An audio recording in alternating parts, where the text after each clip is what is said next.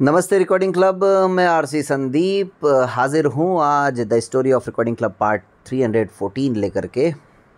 कल रात में रिकॉर्ड नहीं कर पाया तो आज सुबह सुबह ही रिकॉर्ड कर रहा हूँ। बहरहाल बात चल रही है हमराही की, और हमराही में 4 एपिसोड तक की कहानियाँ मैं सुना चुका हूँ आप सबको। हालांकि तथ्य ये बता रहे हैं कि ये हमराही की कहानी आपको कुछ ख़ास पसंद आ नहीं रही है। खैर कोई बात नहीं, जब आएगी तब तक बहुत देर हो चुकी होगी। खैर, तो मैंने बताया था कि 5वें एपिसोड में अब मुझे इच्छा ऐसी थी कि यार कोई ऐसी कहानी मिले जहाँ पे महिला दृष्टिबाधित हो और पुरुष जो हैं वो दृष्टिवान हो। तो पहले तो भाई देखिए, अपन जिस समाज से जुड़े हुए हैं, जहाँ से जुड़े हुए हैं, उसी के बारे में सोचते हैं। तो मैंने बाकी डिसेबिलिटीज़ के बारे में सोचा नहीं। और वैसे भी शादी ब्याह के मामले में तथ्यात्मक रूप से यह पता चलता है कि सबसे ज़्यादा दिक्कत मुझे लगता है दृष्टिबाधित समाज को रहती है। अदर डिसेबिलिटी वालों को फिर भी हो जाता है मामला। अब कुछ एक कैटेगरीज़ को छोड़ दिया जाए, क्योंकि आजकल कैटेगरीज़ भी तो इतनी सारी हो गई हैं, 21 कैटेगरीज़ हो गई हैं। खैर, तो इसका जवाब भी मिला अगेन रिकॉर्डिंग क्लब ऑफिस से। उन दिनों रिकॉर्डिंग क्लब का पार्ट 2 हुआ करता था जो फीमेल के लिए था। आजकल तो ऐसे है नहीं, सब ख़त्म हो गए, क्योंकि व्हाट्सएप में एक साथ 1000 से भी ज़्यादा लोग जुड़ सकते हैं एक ही ग्रुप में। तो अब तो वो सारे ग्रुप ख़त्म हो गए। लेकिन एक ज़माने में, उस समय 2020 में था, तो उसमें एक महिला जुड़ी थी पंजाब से, और उनकी मेरे से बिल्कुल भी बातचीत नहीं हुई थी, इतना मुझे याद है। ऑफिस में ही उनकी, रिकॉर्डिंग क्लब में ही जयवंती मैम से ही बातचीत होती थी। उनका नाम था दीपिका मैम, आगे मैं भूल रहा हूँ सरनेम, दीपिका गोयल था या क्या था, जो भी था। तो दीपिका मैम जुड़ी थी पंजाब से, ठीक है। तो उनकी जब ऑफिस में बातचीत होती थी तो पता यही चला कि, या उन्होंने पता नहीं कोई प्रोग्राम सुना था, उन्होंने इच्छा जाहिर की थी आगे होकर के कि मैं भी आना चाहती हूँ इस कार्यक्रम में। तब जाकर के जानकारी उनकी मिली कि उनके हस्बैंड है साइटेड, प्राइवेट उनका बिजनेस है, इनकी जॉब नहीं है। तो जब ये मुझे पता चला, मैंने कहा बस काम हो गया अपना, फिर तो क्या दिक्कत है। तुरंत उनसे बातचीत की गई और फिर रिकॉर्डिंग का समय तय हुआ और रिकॉर्डिंग हो गई। ये कहानी अपने आप में, मेरा ऐसा मानना है, कई सारे विरोधाभासों से भरी हुई थी। कई बार होता है ना, जब बातचीत करके आपको अंदाज़ा हो जाता है कि क्या हो सकता है, क्या हो रहा होगा। तो इस केस में ऐसा लगा, कार्यक्रम में तो सब कुछ अच्छी अच्छी बातें हुई, मतलब बड़ा खुश भी हैं, उनका जीवन बहुत अच्छा चल रहा है। ये इसी तरह की बातें हुई। ब्लाइंड और साइटेड का कोई मतलब फ़र्क नहीं है। लेकिन धीरे धीरे उनकी बातों से, उनके फ़ोन कॉल्स से, उनके मैसेजेस से, और कभी कभी उनकी बताई गई समस्याओं से ये अंदाज़ा हुआ बाद में कि जो कुछ उस कार्यक्रम में कहा गया था वो सच शायद नहीं था। और ख़ासकर उनके यहाँ कई सारे ऐसे मसले हैं जिस पर बात की जा सकती थी खुल करके। लेकिन एक तो ये भी था कि शायद मैम की शिक्षा ज़्यादा थी और उनके हस्बैंड की शिक्षा थोड़ी सी कम थी, ऐसा लगा, और उसका भी एक फ़र्क पड़ता है। बाकी ये पहला ऐसा कार्यक्रम था जिसमें मुझे ये सोचने पर मैं मजबूर हुआ कि यार, इस कार्यक्रम में अगर बातें सच्चाई के साथ नहीं आएंगी तो फिर कैसे काम चलेगा। तो फिर ऐसे में इस कार्यक्रम के बाद थोड़ा सा मैंने भी अपना सवाल वगैरह पूछने का जो स्टाइल था, जो तरीका था, वो बदल दिया था। और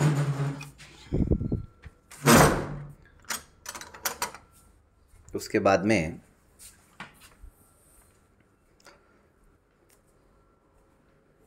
काफ़ी हद तक मुझे सफलता भी मिली। और एक अच्छी बात ये भी थी कि ग्रुप में प्रतिक्रियाएं आती थी।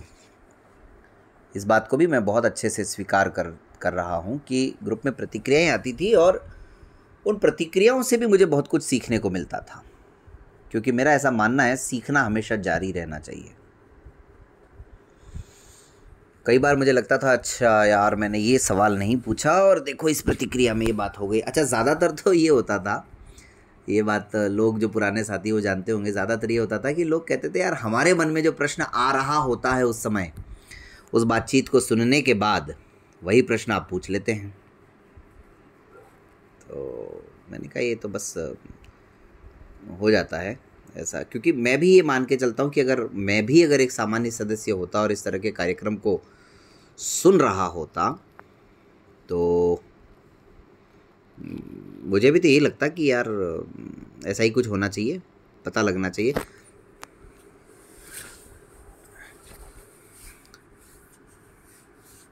तो ये बात रही। अब साहब 5वां एपिसोड हो गया, पंजाब एक नया राज्य भी कवर हो गया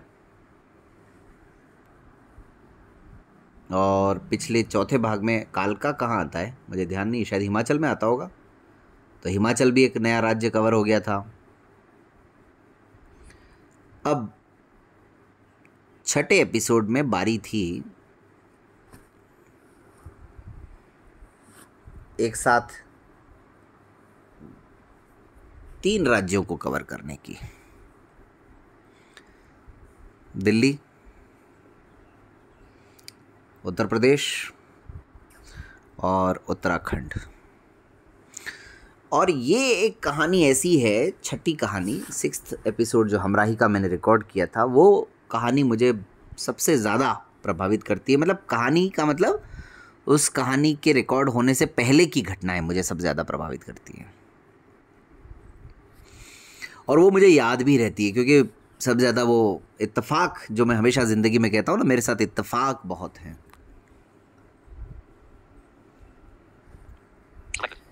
तो हुआ ये कि जब ये सब चल रहा था हमराही कार्यक्रम वगैरह, उसके कुछ समय पहले मुझे कुछ ऐसे ऑडियो सुनने को मिले जिसमें 2 लोग हैं, मतलब एक महिला एक पुरुष है, जो कि डेफिनेटली उनके मैसेज से ये पता लग रहा था कि वो ब्लाइंड लोगों को सिखाते हैं चीज़ें, कैसे करना है, क्या करना है ना। मतलब कुकिंग टिप्स और आप घर में होम मैनेजमेंट बेटर तरीके से कैसे करें। तो इस तरह के उनके ट्रिक टॉक, हाँ ट्रिक टॉक नाम से उनके ऑडियोज़ आया करते थे, ट्रिक टॉक। तो सिंपल है, वो ट्रिक्स बताया करते थे और टॉक यानी वो बातों बातों में बता दिया करते थे। उसकी रिकॉर्डिंग क्वालिटी भी बड़ी शानदार होती थी, उनका बोलने का स्टाइल भी बड़ा ज़बरदस्त होता था और उनकी आपस में जो ट्यूनिंग थी वो भी बड़ी उम्दा किस्म की थी। तो मेरे दिमाग में ये चल रहा था। अब हमराही का एपिसोड जब शुरू हुआ, यार मैंने कहा ये अगर पति पत्नी हैं तो इनके साथ कार्यक्रम किया जाए। मैंने एक मैसेज किया ऐसे ही अगस्त के महीने में 2020 में कि यार दोस्तों अब मुझे तलाश है इस जोड़ी की, अगर ये पति पत्नी हैं तो इनके साथ मैं चाहूँगा कि हमराही का एक एपिसोड रिकॉर्ड किया जाए। लेकिन मैं इनका ना तो नाम जानता हूँ, शायद वो बताया करते थे, हाँ नाम तो मतलब मैं जानता हूँ, लेकिन मुझे कुछ भी परिचय इनसे है नहीं किसी तरीके का। तो मैंने मैसेज किया, उसके कुछ ही देर के अंदर उत्तराखंड से हमारे एक साथी हैं रावत साहब, का नाम तो मैं हाँ बलवीर सिंह जी ने मैसेज किया कि भाई संदीप भाई मैं जानता हूँ इस परिवार को और ये हमारे उत्तराखंड NIVH से ही पढ़े हुए हैं और दिल्ली में रहते हैं आजकल, और लड़के का नाम है कमल प्रजापति और लड़की का नाम है विनीता नेगी।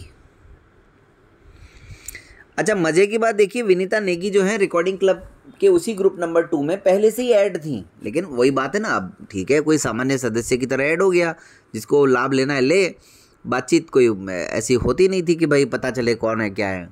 ठीक है, तो वो तो जब कार्यक्रम रिकॉर्ड हुआ तब ये बात समझ में आई कि ये वही विनीता है। तो भाई साहब फिर बलवीर सिंह जी ने मुझे कमल जी का नंबर भेज दिया। कमल जी से मैंने बात की, बड़ा अच्छा लगा बात करके। और कमल भाई तो मीडिया जगत से ही जुड़े हुए निकले। और एक और इत्तेफाक ये रहा कि उससे कुछ समय पहले हमारे मित्र शरद त्रिपाठी भी जब दिल्ली में थे तो कमल प्रजापति से मेरी बातचीत करवा चुके थे, लेकिन तब बस एक मुलाकात बन करके वो बातचीत रह गई थी। दिल्ली में शरद गए हुए थे, उन्होंने कहा संदीप भाई मैं तुम्हारी किसी व्यक्ति से बात कराता हूँ, तो वो भी मेरी याद ताज़ा हो गई। और कमल जो है रेडियो उड़ान पर भी शायद कोई शो लेकर के आया करते थे, पता नहीं गुफ्तगू या ऐसा कुछ, मतलब याद नहीं आ रहा मुझे ठीक से, कोई शो लेकर के आया करते, वो भी मैंने एक आध बार सुना था। तो ऐसे करके मतलब पहचान निकल गई, और जब पहचान निकल जाती है तो फिर ट्यूनिंग अच्छी हो जाती है, और ट्यूनिंग अच्छी हो जाती है तो फिर कार्यक्रम अच्छा हो जाता है। आखिरकार हमारे इन दोनों मेहमानों के साथ भी कार्यक्रम रिकॉर्ड करने का समय तय हुआ। और फिर उसके बाद में जब इनका कार्यक्रम रिकॉर्ड हुआ तो उस कार्यक्रम ने तो झंडे गाड़ दिए। मेरे ख्याल में ये एक ऐसा पहला कार्यक्रम था हमराही का जो 1000 से भी ज़्यादा लोगों ने सुन लिया था, पहला ऐसा कार्यक्रम था।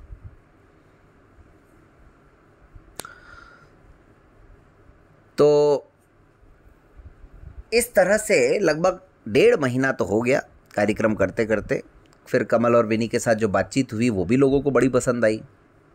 आप लोग भी जाकर के सुन सकते हैं हमराही का एपिसोड नंबर 6 कमल प्रजापति और विनीता नेगी के साथ। और देखिए प्रोग्राम करने के फ़ायदे बड़े होते हैं। उन दिनों हम करियर वर्कशॉप भी करने लगे थे, और इनके साथ हमने career opportunities in social media and mass communication type का एक सेशन भी किया फिर कमल प्रजापति के साथ, पूरा 1-1.5 घंटे का। और देखिए जो पहचान है वो कैसे आगे काम आती है। फिर जब हमने बेमिसाल 5 साल किया तो विनीता नेगी के साथ कुकिंग टिप्स पर हमने एक सेशन किया था लगभग 1 घंटे का। और विनीता पहले हमारी इसमें जो सालाना हेल्प होती है वो भी किया करती थी। अभी इन दिनों शायद वो देख नहीं रही हैं ग्रुप, या पता नहीं एक्टिव नहीं है, जो भी है, तो वो नहीं कर पा रही हैं कुल मिला के। तो वो भी किया करती थी पहले, वो फॉलो भी करती थी। अभी मुझे नहीं पता एक्चुअली इनका क्या स्टेटस है, दोनों क्या कर रहे हैं। और कमल भाई तो खैर मीडिया जगत में ही थे, तो जाहिर है उसी में कहीं ना कहीं और कुछ ना कुछ कर ही रहे होंगे। और विनी क्या कर रही हैं नहीं पता मुझे। तो ये कमल और विनी के नाम से दरअसल अपना वो उसमें बातचीत किया करते थे। खैर, तो कुल मिलाकर के ये 6ठा एपिसोड मुझे बहुत याद रहता है। और इनके साथ तो इनकी कहानी, हाँ, ये लोग उत्तराखंड से पढ़े, शायद विनीता नेगी उत्तराखंड में ज़्यादा होते हैं। उत्तराखंड से, कमल भाई उत्तर प्रदेश से, और आजकल उस समय ये दिल्ली में रह रहे थे, अब मुझे नहीं पता, जैसा कि मैंने कहा। और बड़ी दिलचस्प कहानी थी। स्कूल में पढ़े, वहीं पर बातचीत हुई, दोस्ती हुई, और फिर उसके बाद विवाह भी हो गया। तो ये है कुल मिलाकर के कहानी। अब एपिसोड नंबर 7 की बात करेंगे, इंतज़ार कीजिए उसके लिए।